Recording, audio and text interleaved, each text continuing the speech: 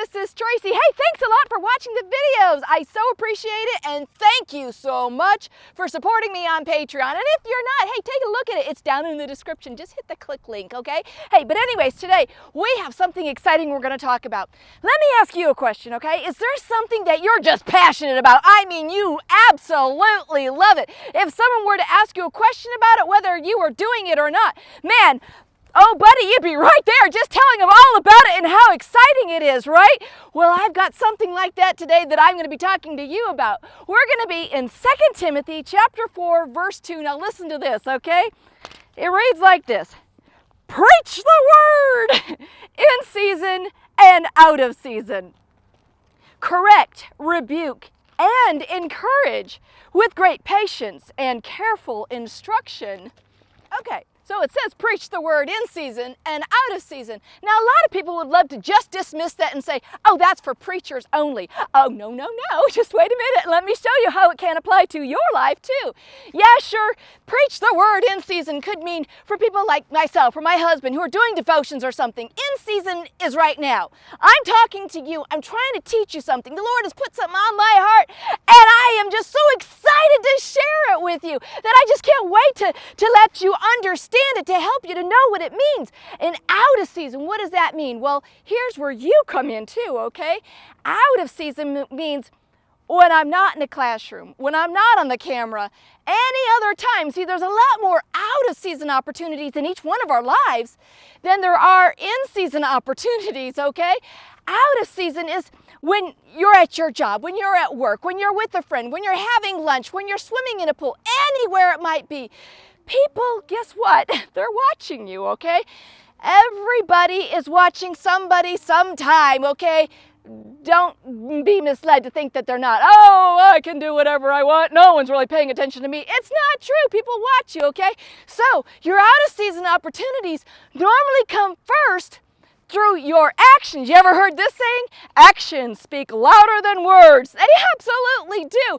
Well, how do we know this? A lot of times from kids, okay? The parents might tell them one thing, but their lifestyle is telling them a whole nother thing. And what do the kids normally do? They follow the lifestyle. People are doing the same thing with you. They're watching your actions. They're looking at what you're doing. And then guess what? Your season might come. You're out of season. When someone walks up to you and they say, how do you do what you do when you do what you do? Or why do you do what you do when you do what you do? In other words, they're asking you, man, how do you keep it together when something like this happens? How do you do this?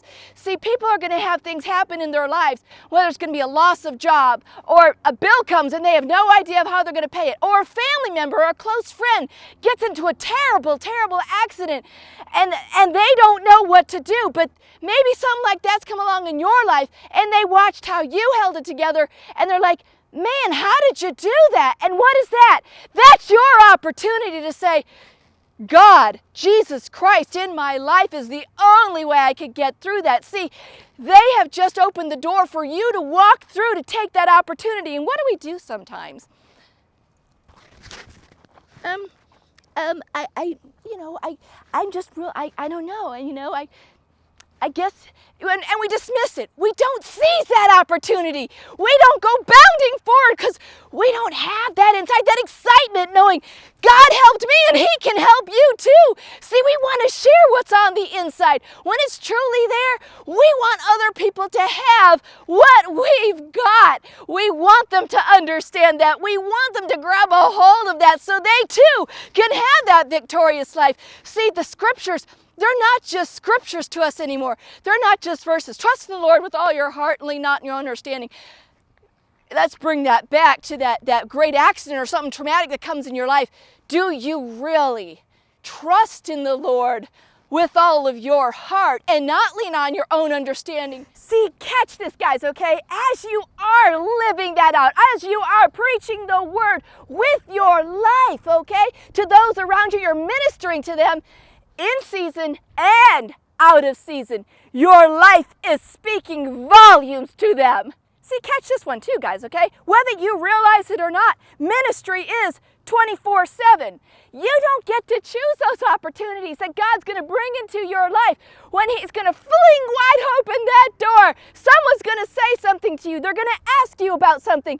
and you're going to have an opportunity to share something, whether it's your testimony or it's a verse the Lord has put on your heart and just brought alive to you, and you feel this can help them.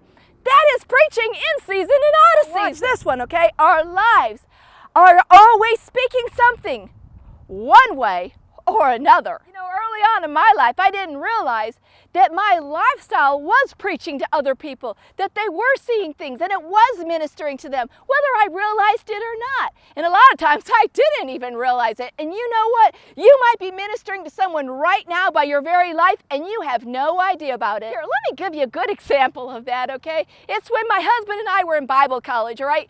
And sometimes I would bake cookies and then he would take them down to different people on campus and just would drop off cookies.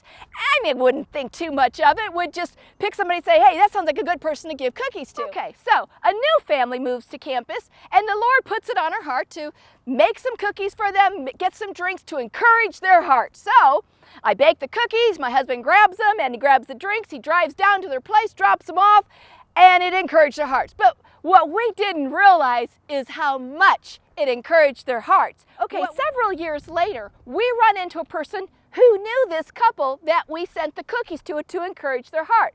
What we found out was they were so defeated at the time that they were thinking about leaving school, that they were like, this is the wrong decision. But what God did, and we didn't understand, was He used us to encourage their hearts, to lift them up, to say, you hang in there. You have made the right decision. And do you know how this person who told us this story knew this guy? Because he turned out to be their pastor. That's how God can use you in ways you'll never understand. And so many times we'll just dismiss the thought thinking it's just a box of cookies, or it's just a thing of cookies, or it's just a drink, it's just this, it's just, no. Don't despise the small beginnings. Sometimes God will use something small in your life to minister to somebody else, and you are preaching the word in season and out of season. Do you see how God can use small little things in each one of our lives to encourage each other? Well, I hope this helps you out. And remember, keep on preaching in season and out of season with your life. This has been Tracy from Esther 414 Ministries.